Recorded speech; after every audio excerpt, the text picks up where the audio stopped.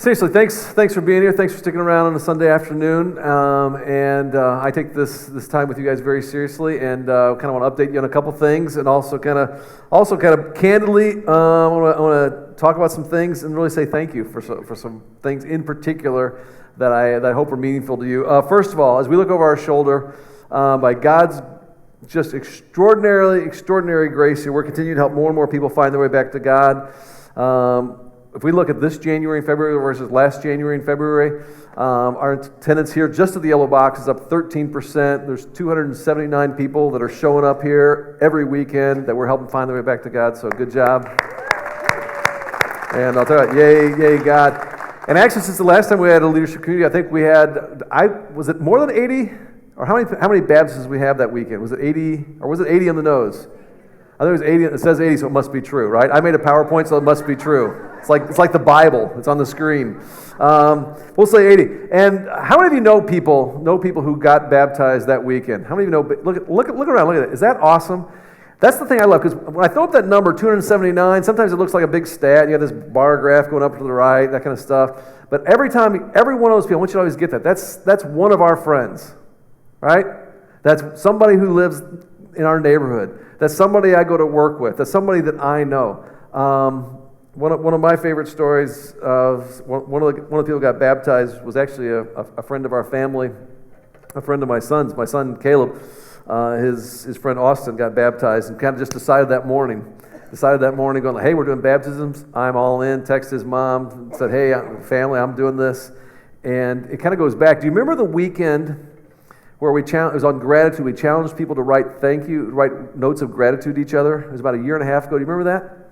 So Caleb actually wrote a note to his buddy Austin, and they're on a cross country team. And this team, it's like a real team. They're like brothers, and just kind of expressed to him how much he appreciated him being on the same team with him. And I think it kind of connected with him. And Sue and I had built a friendship with their parents, and so Austin started coming to Stuco, and which is just awesome. And he loved it. Went to Blast, and we asked him about Blast, and this is what he said about Blast. He said, that was the best weekend.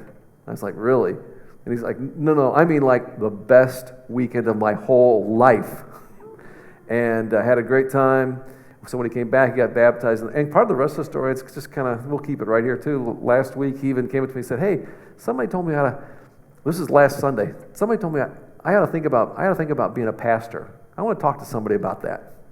And so after the 5 o'clock service, we sat out there. We just talked for a long time about what it meant, to do that. And that's, okay, here you are on a Sunday afternoon, okay? You've already given, some of you Kid City leaders, you give in extra time already, but I'm telling you, that's the difference that it's making. That's just one person, okay? And this kind of stuff's happening around here, on a weekly and sometimes a daily basis. And so I'll tell you, just turn to somebody, give them a high five, and say, attaboy, way to go, good job, nicely done. That's it, way to go, John. I'm extraordinarily proud of you guys. Here's something else I want to talk about. We are in the process of going through the biggest generosity initiative in the history of community. And I just want to recognize out loud, both for our staff team, but also for you as leaders, this takes a lot of hard work.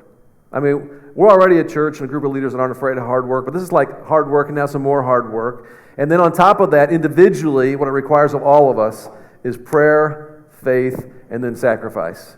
And we're really encouraged by what we already know so far is happening. But I just want to say to you guys in particular, okay, thank you. And let me just say it again. Thank you. And let me say it a third time. Thank you. What did I just say to you guys? Turn to somebody near you and say, hey, thank you very much. Thank you very much. Find a couple, thank you very much. There you go. Or hug them, whatever you want to do. And here, and again, I want you to know later, okay? I did say it. Here's why I'm saying thank you, and it's because you are. I'm not sure I think some parts of you, and I love you for this. You kind of like trust the leadership, and you're going, okay, well that's where we're going. I'm in. But I also want to say thank you because I want you to even more fully understand that, particularly through this one initiative, the choice that you're making a choice, a real intentional choice to be the kind of church that God intended quite frankly, all of his churches to be. And I want to kind of back up the train and because I want you to feel, I hope you feel the affirmation of this. And I also know that it's not easy to do the kind of things that we do around here, that oftentimes there's a struggle and there's even tension involved. Here's the thing. If we go to Acts chapter 16, verse 5, the gospel writer Luke, he uses this phrase. He says, and so the churches were established in faith. And of course we have the book of Acts. The book of Acts, that's the early church, is kind of just coming to life. And he makes this statement. So the churches were established in faith and increased in their number daily. Now I use that text, not because that text speaks so much to what we're saying, but actually there's more than 100 places in the New Testament where they use this word church. Okay? And this is what you're leading. Okay? As leaders, you're leading one of these things. They use this term church. And when they use this term church here, you need to understand it's not the way that if you were to go downtown Naperville and do a survey and ask people on the street going like, hey, tell me, what's it mean to be a church? If you do a survey in downtown Naperville, let's say downtown Naperville, they would say, well, a church, there's a couple of them on 75th Street. That's what a church is. And they'd be talking about a building. Or they'd say, that's what I do on Sunday mornings at 10 o'clock. That's the place I go on Sundays. Those are the kind of responses you would get when if you ask somebody today what it means to be a church. Now, but Luke very intentionally, when he uses this word, and then 100 more times when it's used throughout Scripture, when they use that word, there's actually 5 or 6 different words that could actually refer to kind of buildings or different facilities or even like synagogues and those kinds of things, or even spiritual programming, that kind of stuff. But there's 5 or 6 different words in the Greek language he could have used, but he doesn't use any of those words. But instead what he used and what others use is this word here. Let's go to the next slide. He uses this word, ecclesia. Say this after me, ecclesia. And I think language is sometimes important because language actually creates culture and helps us have new understandings. Now he uses the word ecclesia. And when he used the word ecclesia, if we really unpack it, what he was describing as the church, there's a couple different things here. First of all, ecclesia was this. It's a group that exists for the betterment of the community. It was a group, that's what the definition of this term that he chose to use. It would be a group of people that exist for the betterment of the community. It's actually a political term. Now, when I say political, it's not the sense that we think of it as like kind of Democrat and Republican kind of sense. So we're not going to have any kind of rallies or anything. But it was political in this way, that it meant a gathering of wise community leaders who would be brought together by a common vision for the harmony and the well-being and the betterment of their community. So this group of wise, look around, community leaders would come together, and they were there for the purpose of adding greater value to that community, to making that village an even better village. They existed to bring peace and prosperity to that community. So this group of community leaders would come together and they would be a blessing to that community, not just delivering kind of religious services. So Luke intentionally uses this word ecclesia because he means this. Are you with me so far? So that's a little bit different than just a building or a spiritual program or a Sunday morning service. Am I right? Dramatically different. But there's also a second kind of meaning that's also built into this word ecclesia. And the second meaning that's also built into this word ecclesia was it was more than just a static group of people who existed just for the betterment of their community, but instead to fully understand this term that they used more than 100 times in the New Testament of ecclesia, it meant a dynamic social force. It actually had the idea of a people movement. And in this case, because they were followers of Jesus, a people movement that was advancing the mission of Jesus. So again, when they talk about church, and I would love for everyone of us to always think this, when they think about church, and especially in the New Testament, they weren't talking about a building, they're talking about a program, but they were not a place where you'd outsource your spirituality, your spiritual needs, but they were talking about this ever-expanding, but always including group of people that were advancing the mission of Jesus. So in some ways, when you look at this, okay, this and this, there's 2 parts of this definition of the word ecclesia. What you really have here, okay, this first part is kind of the word restore. You know, we talk about restoring God's dream for what God intended every community to be like. That's what this is here. And then when you think about kind of reaching people far from God and continue to do that reproducing over and over, that's what you have right here. That's what the ecclesia was supposed to be. And so let's go to the next slide. So when we think about our mission, the Jesus mission, it is grounded in this original word, what the church was supposed to be, this group of people that were restoring the community, what God meant for every community to be, all the way back to the Garden of Eden. They were reaching people far from God, but it was like this people movement, right, that was continually reproducing over and over and over again. That wasn't just about this local place, but also was thinking beyond itself and even globally. Now, here's where I want to just pat all of you guys on the back, okay? And again, all you guys have made commitments to one and all that kind of stuff. So there's nothing. This is just so you're kind of like after the fact going, that was a good decision. And here's why.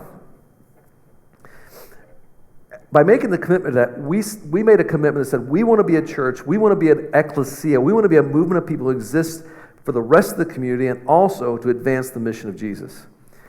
Maybe the best way to explain this is kind of by comparing, and we're only going to do it here, what happens here versus what happens in most places across the United States. Okay, so forgive me for doing this. In addition, one of the roles that I get to play is I also am the president of an organization called Exponential. We have a conference that we run, and we're actually run a couple different ones, and a lot of us are involved with Exponential. One of the things we do at Exponential is we also provide resources to people, but we've also been able to do quite a bit of research more recently. We hired an organization called Lifeway, who's out of Nashville, Tennessee. They're one of the premier organizations to do some research about churches across the United States. And we've kind of started labeling these churches, and this will make sense to you in a second here. Level 1, Level 2, Level 3, Level 4, Level 5. Okay? Work with me on this. See what you think. So we took a look at all the churches, a couple 100,000 churches across the United States, and here's what we discovered. There's 5 different kinds of churches in the United States. And this is going to come back to the choice that you've made, I think particularly by one, to be a church that's ecclesia, and we're going to talk about what that looks like. But here, there's 5 different churches in the United States. There's level 1 churches, what we call subtracting churches, which are really churches that are in decline. Okay? There's a whole bunch of churches in the United States that they're not making their community better. They're not reaching, they're not restoring, they're not reproducing. In fact, they're in decline. There's also level 2, we're calling it, that the research said are also churches that are plateauing. They're doing their best just to tread water.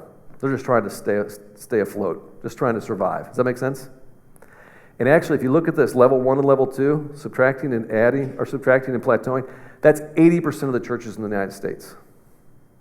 Are you with me on this? Give me a little nod if you're with me so far. 80% of the churches would fall into those 2 categories. Then you got level 3. Level 3 are what we call adding. Those are churches that are actually starting to grow now. And by level 3 growing, those are churches that are actually seeing, are starting to reach out and are starting to do some of those things that we're talking about ecclesia. Now, actually this level 3 here, adding churches, this would be about 16%. So these two together would be 80%. This one's about 16% of the church in the United States. Then you have the rare exceptions. We have level 4. Level 4 are churches we call reproducing churches. And you've heard us use that term a lot, right? Reproducing churches are those that, yes, are about the betterment of the community, but they're also about the movement and idea of mission and reproducing, that they're saying not just we're going to do it here, we're going to continue to do it over and over and over again at other places. We're going to plant other campuses. We're going to plant other churches. We're going to send other outposts. We're going to start community 412s. We're going to do those kinds of things. Does that make sense? We don't just do one gift mart. In fact, what we do is we do one gift mart and then we share with everybody else, and now there's like 15 of them across the country. It's a little bit different. And what we're finding is only about 4% of all churches in the United States that are actually falling at level 4. 80% here, 16%, 4% there, which if you do the math, level 5, which are actually movement-making churches, which are the full expression of the ecclesia, the way God dreamed it could be, okay? Everywhere you go, you're making the communities better, and you're not just doing that place, but you continue to do it over and over again, and you're sending people out across the country and around the world to do it other places. That's what you call a real movement-making church. And from best we can tell right now, there's probably no great examples of that in North America. Okay? Are you tracking with me? No, I'm not getting too heady on you here. So far, so good. Here's why this is important. I would say that like community, you've continually over the years, and through this one initiative, you have intentionally made a choice that, you know what, we want to be a level 4 or level 5 church. And I would say, and we actually have an assessment, when we assess out, we are probably here with aspirations for being here. We are probably a level 4 reproducing church, and we would love to be a movement-making church someday. And that is by far the rare exception in North America. And I guess part of the reason I'm so proud of you guys is because you continually make choices with your leadership gifts and also your finances to say, you know what, we want to be a 4, we want to be a 5. Now, there's always going to be a tension for us in being a 4 or 5. Okay? There's always going to be a tension for us in being a 4 or in a 5. See, when you're a 3,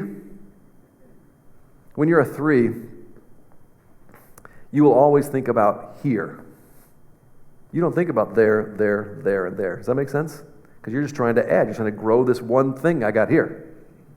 When you're a 3, you're always going to think about growing. You're never going to have a leadership training center and talk about sending people to other places, start other campuses, other churches. Because I'm content with just being a 3.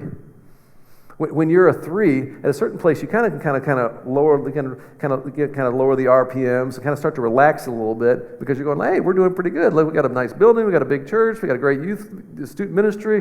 You know what? Hey, we're doing okay here, right? We can kind of relax a little bit, right? But when you decide to make the choice, like we have, and you guys continue to affirm that, saying, no, we don't want to just be that. You don't relax. You continue to take risks over and over and over again. So let me give you just 3 tensions that are going to exist for us, okay? And after this, you may decide, I want to be a part of another church. This is too hard. 3 tensions that exist for us that we choose, okay, we choose to live into, that other churches that are going like, I just want to add, I just want to grow, or maybe I just want to subtract or decline, that other churches don't have. But by making these choices, we are the full expression of the ecclesia, okay? Here's 3 tensions real quick. Here's the first one. We will always have the tension between what happens here and what happens there, and way over there. See, when we first started community, we started right here in Naperville, right? But we made a decision. We weren't going to just grow one thing here. We wanted to be the full expression of the church as it's described in the New Testament. And so we're not going to be just about here. We're also going to be about, guess what? There, and there.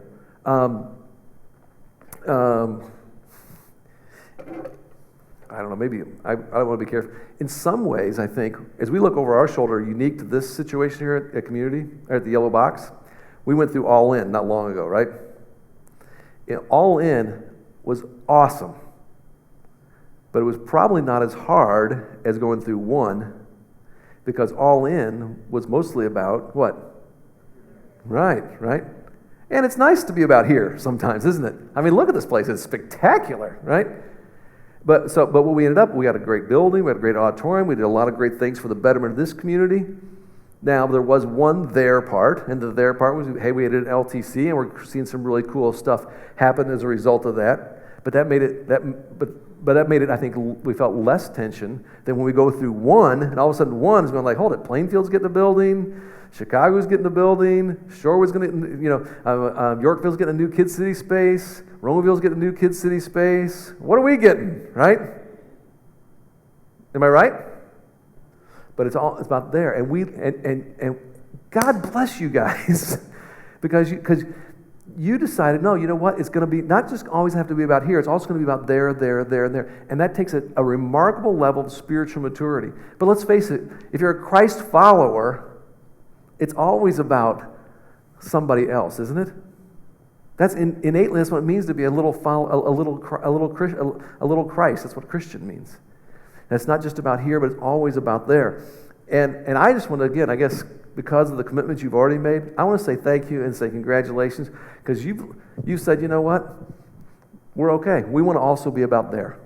Yeah, we want things to happen here, absolutely. We'll keep growing, and we have, but we also want to be out there. Here's a second tension we're going to continually feel, and why it's challenging to be a level 4, level 5 church is this tension between both growing and sending. Growing and sending. You know, we just went through, we kind of celebrated the wins right at the beginning of the Yellow Box here. We're up 13%, up 279 people, and by God's grace, I mean, for 27 years, I got a text. Is today the 6th?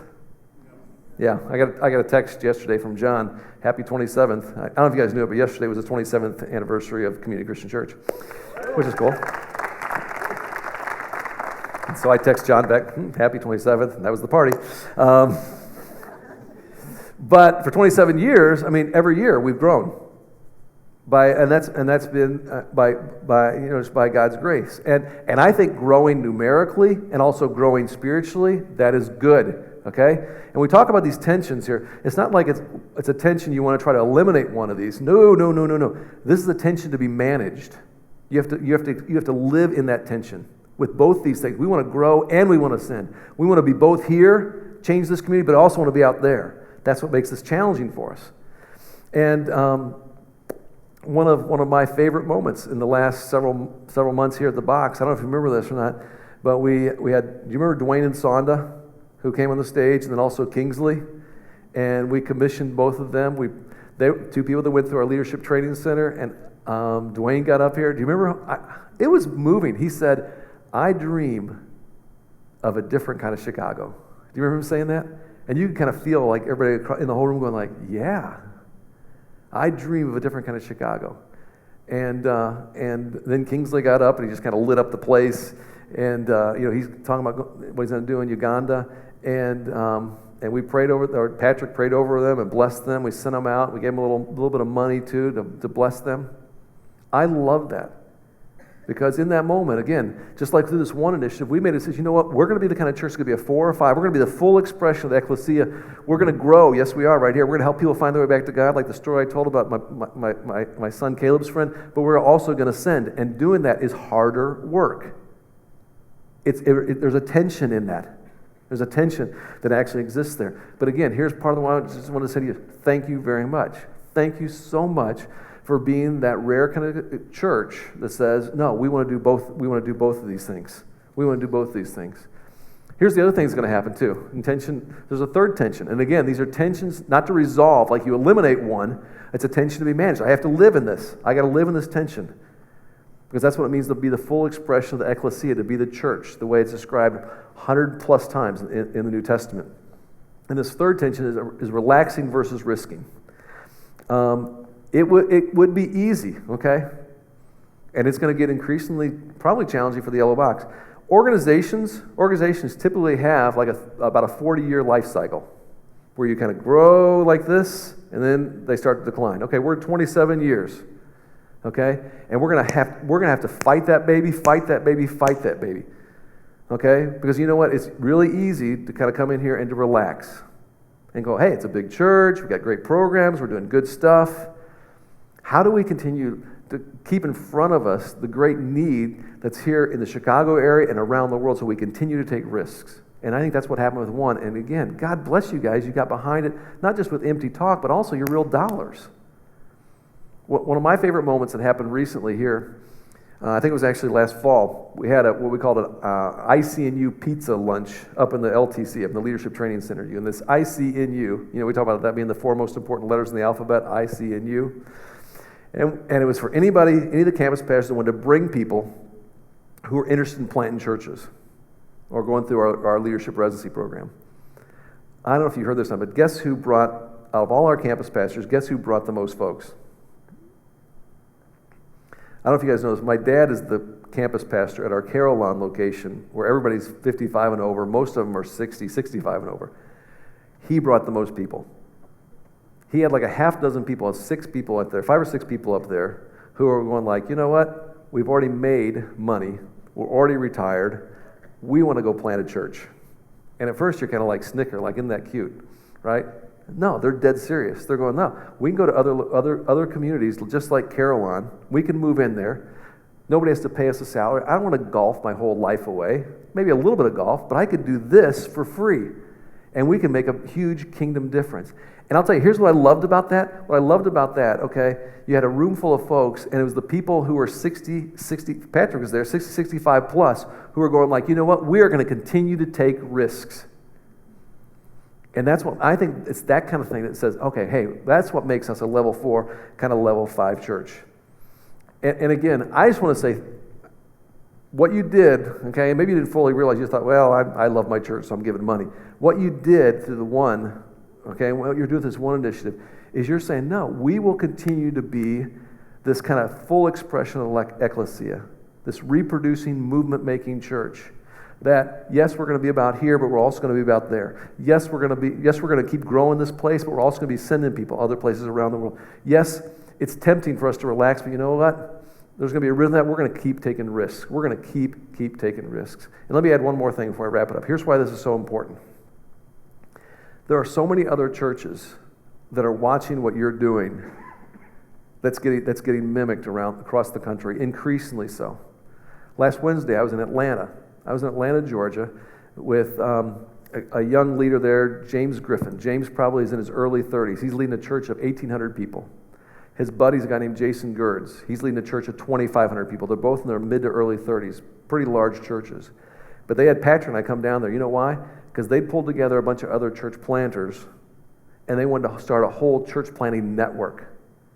And here's why. Partly because they've seen you do it here at Community, and they're going like, we want to be like that. We don't want to just grow something here. We don't want to be just about here. We also want to be about there. We also want to be sending. We want to keep taking risks. Does that make sense? And their inspiration for doing that, you guys didn't even get to be there, is you guys. When Patrick was in Indianapolis, there's a guy named Greg Lee, another guy named Paul Mumau, both leading large churches, same thing. They're doing the same thing there, partly because of your inspiration. I was on the phone with our network in Kansas City just this week. They're doing the same thing because of your inspiration. Recently, Patrick was in Toronto, and before that, I was in Raleigh, North Carolina. There's a guy named Chris Hankins and another guy named Donnie Williams, both leading larger, and they're saying the same thing. So I guess sometimes you don't have, because you're not sitting where I am and have the opportunity what I do, you don't understand the full difference that you're making around the world. But if you would, just lean over, pat somebody on the back, find two other people, pat them on the back, okay? And as leaders, I just want you to hear me say this, okay? Are you guys hearing this? I mean, this is a sincere, heartfelt thank you, okay, this is just one more way, because you've got a long history of this, but one more way that you made a decision. Go, you know what? We want to be the church the way God meant for it to be. Yes, for the betterment of right here, and we're going to keep growing, but also out there, the full expression of movement-making kind of church. All right? Enough? All right. I hope you feel affirmed, because I want you guys to feel that way. So good, wise choices, people. All right?